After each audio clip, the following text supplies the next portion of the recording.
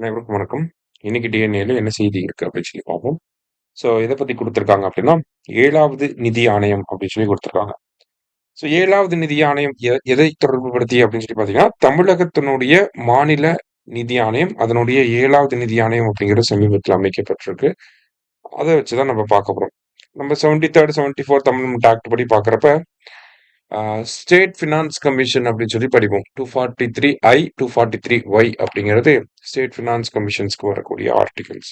அதன் அடிப்படையில மாநிலத்துக்குள்ள உள்ளாட்சி அமைப்புகளுக்கு, நகர்ப்புற, கிராமப்புற உள்ளாட்சி அமைப்புகளுக்கு எவ்வளவு நிதிய பகிர்ந்தளிக்கணும் அப்படிங்கிற நடைமுறைகள தெளிவுபடுத்துறதுக்காக மாநில நிதி ஆணையங்கள் அப்படிங்கிறது அமைக்கப்படுது. இந்த வகையில 7வது நிதி ஆணையம் அப்படிங்கிறது சமீபத்தில தமிழகத்துல அமைக்கப்பட்டிருந்துச்சு. அதனுடைய தலைவர் பெயர் என்ன அப்படின்னு சொல்லி நமக்கு கேட்கலாம். அலாவுதீன் அப்படிங்கிற ஒரு தலைமையில இந்த 7வது நிதி ஆணையம் அப்படிங்கிறது அமைக்கப்பட்டிருக்கு. இவங்களுடைய பரிந்துரைகள் 2027 ஏப்ரல் 1ஆம் தேதியிலிருந்து நடைமுறைக்கு வரும். அப்பயிலிருந்து ஒரு 5 வருடங்களுக்கு 2027 ஏப்ரல் 1ல இருந்து மார்ச் 31, 2032 வரைக்கும் நடைமுறையில இருக்கும். சரிங்களா? ஸோ மாநில நிதி ஆணையத்தினுடைய பரிந்துரைகள் மேல என்ன நடவடிக்கைகள் எடுக்கப்பட்டிருக்கு அப்படிங்கிறத பொதுவா எப்ப ரிலீஸ் பண்ணுவாங்க அப்படின்னா, இன்னொரு நிதி ஆணையம் அமைக்கப்பட்டு அவங்க பரிந்துரைகள்லாம் குடுத்ததுக்கு அப்புறமா தான் இந்த பழைய நிதி ஆணையத்தினுடைய பரிந்துரைகள் மேல என்ன நடவடிக்கைகள் எடுக்கப்பட்டிருக்கு அப்படிங்கிறத வெளியிடுவாங்க. இருந்தாலும் பார்த்தீங்கன்னா, தமிழகத்துல இருக்கக்கூடிய உள்ளாட்சி அமைப்புகள் மத்தியில கட்டமைப்பு சிக்கல்கள், அந்த மாதிரி நெறைய சவால்கள் இருக்கு. இந்த சவால்கள 7வது நிதி ஆணையம் கணக்குல எடுத்துக்கணும் அப்படிங்கிறத இங்க குடுத்திருக்கிறாங்க.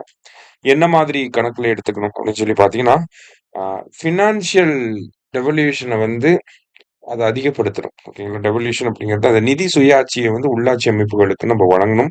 இப்ப வரைக்குமே சரியான முறையில அது வழங்கப்படாம தான் இருக்கு. நகராட்சிகள் பார்த்தீங்கன்னா, அதாவது கார்ப்பரேஷன்ஸ் அப்படிங்கிறது 16லேருந்து 25ஆ உயர்த்தப்பட்டிருக்கு. இருந்தாலும் பார்த்தீங்கன்னா, அந்த கார்ப்பரேஷன்ஸ்ல அடிப்படை வசதிகள் அப்படிங்கிறது இன்னமும் பரவலாக சரியில்லாம தான் இருக்கு.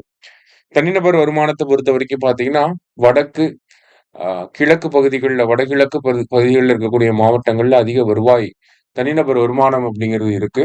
ஆனா, தென் மாநிலங்கள், மேற்கு மாநிலங்கள்ல அந்த ஒரு நிலை கம்மியாக தான் இருக்கு அப்படிங்கிறத பார்க்க முடியுது. அது மட்டும் இல்லாம மாநிலங்களுக்குள்ளேயே, அதாவது நம்ம மாநிலத்துக்குள்ளேயே மாவட்டங்கள் வாரியாக பார்க்கிறப்ப கடும் ஏற்றத்தாழ்வுகள் இருக்கதான் செய்யுது. முக்கியமான திட்டங்கள் எல்லாமே சென்னை, வட மாவட்டங்கள நோக்கி போகறனால, இந்த பேலன்ஸ்ட் டெவலப்மெண்ட்ட இந்த நிதி ஆணையம் ப்ரப்போஸ் பண்ணணும் அப்படிங்கிறத சொல்றாங்க. அடுத்ததா பார்த்தீங்க அப்படின்னா, முக்கிய துறைகளுக்கு இடையே ஒரு ஒருங்கிணைப்பு இல்லாம இருக்கிறது. தேவையற்ற நெறைய திட்டங்கள் வடிவமைக்கப்பட்டு செயலற்று கிடக்குது அப்படிங்கிற ஒரு குற்றச்சாட்டு இருக்கு. அதே மாரி பார்த்தீங்கன்னா, உள்ளாட்சி அமைப்புகளுக்கு நிதி ஆதாரத்த பெருக்கி குடுக்கறது. வருவாய் எப்படியெல்லாம் ஈட்ட முடியும்? டாக்ஸ் ரெவென்யூஸ் அவங்களுக்கு அதிகப்படுத்தி குடுக்கறது. சோ தட் உள்ளூர் பிரச்சனைகள அவங்க ஜெனரேட் பண்ணக்கூடிய ஓன் ரெவென்யூ வச்சே செயல்படுத்த முடியும் அப்படிங்கிற ஒரு காரணத்துக்காக. அத தாண்டி பார்த்தீங்கன்னா, நமக்கு உள்ளாட்சி அமைப்புகள்ல தேர்தல்கள், இந்த மாதிரியான கட்டமைப்பு சிக்கல்கள் அப்படிங்கிறதும் இருக்கு. அதையெல்லாம் டேக்கிள் பண்ணி, இந்த ஒரு ரிப்போர்ட்ட சப்மிட் பண்ணணும் அப்படிங்கிறத குடுத்திருக்காங்க. பொதுவா சமீபத்தில பார்த்தீங்கன்னா, பஞ்சாயத்து டெவல்யூஷன் இண்டெக்ஸ் அப்படிங்கிறது வெளிய வந்துருந்துச்சு. அதுல கர்நாடகா முதல் இடத்திலயும், கேரளா 2வது இடத்திலயும் இருக்காங்க. ஆனா இதுக்கு முன்னாடி கொஞ்சம் வருடங்களுக்கு முன்னாடி பார்த்தீங்கன்னா, தமிழ்நாடு என்ன ஒரு சிக்கல்கள இப்ப சந்திக்கிறாங்களோ, அதே மாதிரியான சிக்கல்கள கேரளாவும் சரி, கர்நாடகாவும் சந்திச்சிருப்பாங்க.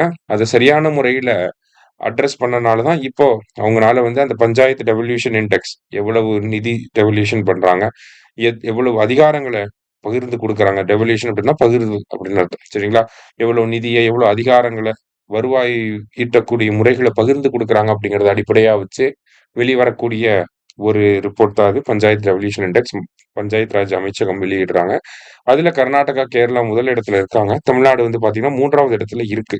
இருந்தாலும் நெறைய முன்னேற்றங்களுக்கான வழிகள் அப்படிங்கிறது இருக்கு. அத ஆராயணும் அப்படிங்கிறத இங்க குடுத்திருக்காங்க. ஸோ முக்கியமான ஒரு ஆர்டிக்கிள். நல்லா படிச்சு வைங்க. நன்றி.